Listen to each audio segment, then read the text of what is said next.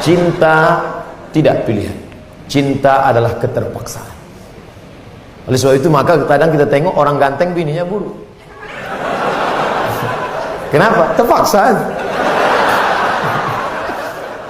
Saya ingin bertanya Ustaz, bagaimana Islam memandang seorang yang mengagumi, mencintai pasangan orang lain?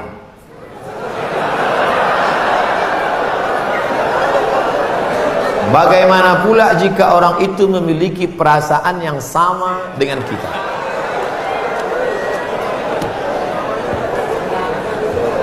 Hidup ini ada pilihan, ada keterpaksaan. Hidup ini ada pilihan, ada keterpaksaan. Saya mau ceramah antara duduk dan berdiri. Pilihan atau keterpaksaan? Pilihan. Ustaz mau duduk atau berdiri? Saya pilih berdiri. Kenapa Ustaz pilih berdiri? Menunjukkan bahwa saya masih muda, masih sehat. Antara minum atau tidak minum. Pilihan atau keterpaksaan? Pilihan.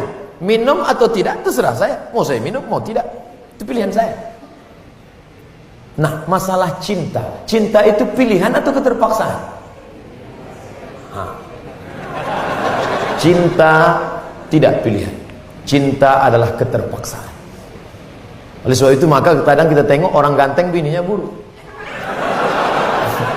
Kenapa? Terpaksa. Cinta tak bisa memilih. Ketika dia rasional, dia tidak cinta. Maka ketika kita senang dengan orang, kadang kita pun tak tahu alasannya. Kenapa kita tiba-tiba senang dengan orang? Nah, cinta tidak bisa memilih. Ketika kita suka dengan orang, apakah kita berdosa? Tidak.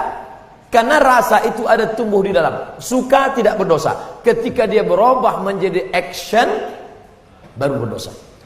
Suka kita dengan orang, tak dosa. Tapi ketika kita dekati, minta nomor HP-nya, baru dosa. Lalu cinta itu apa? Cinta kepada anak gadis orang belum menikah, kita bisa nikahi dia. Yang jadi masalah bagaimana kalau cinta sama bini orang? Oleh sebab itu maka rasa itu mesti dibuang, karena dia adalah bagian dari ujian. Ujian. Jangan dipeturutkan. Dipeturutkan, didekati, apalagi sekantor. Witing trisno jalaran suko kulino. Kita tumbuh hanya sering kena. Berawal dari 6. Pertama, nazratun, pandangan. Setelah lama memandang, fabtisamun, senyum. Setelah senyum, fasalamun, selamat pagi, good morning. Setelah salam, fakalamun, kerja di mana? Di BP, sekantor ya. Setelah fakalamun, famau'idun, janjian. Bisa ketemu kita nanti siang? Oke. Sukanya makan apa? Ayam panggang. Sana kalau gitu, iya. Faliqaun, pertemuan. Setelah pertemuan, bekerjalah setan, lalu kemudian makan bersama, makan siang. Apa kata orang Inggris? No free lunch. Tak ada makan siang yang gratis. Akhirnya terjadilah apa yang terjadi. Maka kalau ada bibit-bibit itu terasa di dalam, tekanlah dia, jangan lagi pandang, jangan diperturutkan. Itulah nilai jihad. Bukan jihad berdarah-darah melawan Belanda, tapi jihad hawa nafsu yang justru jauh lebih besar. Melawan meriam Belanda banyak orang tahan, meriam Belina payah.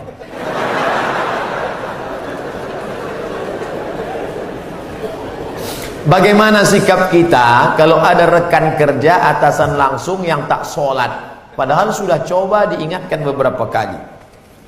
Bapak tak usah mengingatkan dia, nanti dia marah. Cukup kirimkan aja video pendek ini ke dia. Hidup kamera nih kan? Perlu saya tanya dulu, karena pernah di beberapa tempat saya sudah gitu, sudah selesai, bisa dikirimkan deh potongan. Mohon maaf Pak Ustadz, kamera ini tak hidup. Untuk apa kalian pasang? Untuk gaya-gaya aja. Man taraka sholata muta'ammidan, siapa yang meninggalkan sholat secara sengaja, faqad kafara jihara, kafirlah dia secara nyata. Siapa yang tidak sholat maka gugur 4 fardu kifayah, tidak dimandikan, tidak disolatkan, tidak dikafankan, tidak dimakamkan di pemakaman kaum muslimin. Jadi jenazahnya cuma campakkan laut luas. Dah, kirim, like and share. Sengaja saya buat pendek supaya bisa masuk Instagram. 1 menit insyaallah. Ustaz punya Instagram? Punya. Yang mana tuh Pak Ustaz? Itu yang followernya 3,7 juta itu.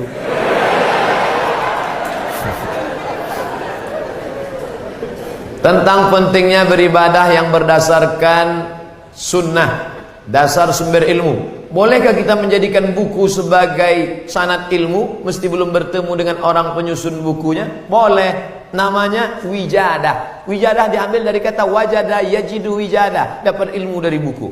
Ustadz Somad, ya, saya sudah baca buku Ustadz 37 masalah populer. Kemarin ada kawan saya bawa, terus saya fotokopi Pak Ustadz. Jadi saya minta izin Pak Ustadz, ya, boleh Ustadz ijazahkan buku ini ke saya ijazahkan buku ini kepada engkau, layaklah engkau amalkan. Kalau kau tak paham tanya. Jadi mengambil buku, tapi setelah itu bertanya kepada Ustadz. Kita ada Ustadz Haruna Hashim, 4 tahun di Al-Azhar Mesir, lengkap di kepalanya, akidah, bahasa Arab, sejarah Islam, fikih, Quran, hadis. Al-Azhar itu kalau tamat dikasih titel LC. LC itu singkatan dari license. License artinya ijazah. Orang ini sudah mendapat ijazah untuk mengajarkan agama Islam. Baca buku, silakan baca. Yang tak paham tanya Ustaz. Fas'alu ahla zikri in kuntum la ta'lamun. Apa hukum orang yang mampu beli mobil tapi minyaknya pakai subsidi premium? Ini nyindir saya nampaknya. Janganlah main sindir-sindir. Kalau mau turun saya baru tanya langsung. Berat menjawabnya ini.